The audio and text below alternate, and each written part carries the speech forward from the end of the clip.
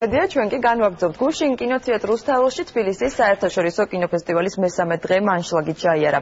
20-იან წლებში გადაღებული 4 ქართული კინოსურათის წარმოდგენი ფესტივალის ფარგლებში ეროვნული არქივი გახდათ. კინოს უხმო პერიოდში გადაღებული 4-ვე მოკლემეტრაჟიანი ფილმი ერთი კონცეფციით სხეული მანქანა გაერთიანდა. მაყურებელმა საათნახევრის მანძილზე პირველი ქართული დოკუმენტური კინოსურათები იხილა მიწის ძახილი, კოლმეურნის ჰიგიენა და დილის 10 წუთი. ასე ერქვა კინოსურათებს, რომელიც კოტე მიქაბერიძემ, სიკო დოლიძემ, ვახტანგ შველიძემ და ალექსანდრე ჯალიაშვილმა გადაიღეს. ფილმები მაყურებელზე წარუშლელ შთაბეჭდილებას ახდენს და გამრჯე მუყაითი საბჭოთა ადამიანის შესახებ მოგვითხრობს. ფილმებს მუსიკალურად რეზო კიკნაძე და ანსამბლი კონსილია აფორმებდნენ.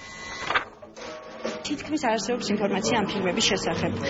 ძალიან რთულია ნებისმიერი ფაქტის, თუნდაც პატარა ფაქტის მოძიება, მაგალითად ჩვენ მე ძალიან დამეხმარა ალექსანდრე ჯალიაშვილის ნაცავმა მომაწოდეს ფოტო ალექსანდრე ჯალიაშვილის, ასევე ვახტანგ შველიძის ფოტო არ არსებობდა არქივში და სადაც არ მოვკითხე, არავის არ ქონდა ამ ადამიანის პორტრეტი და გია გერსამიასგან კინოოპერატორისგან მივიღე ეს ფოტო.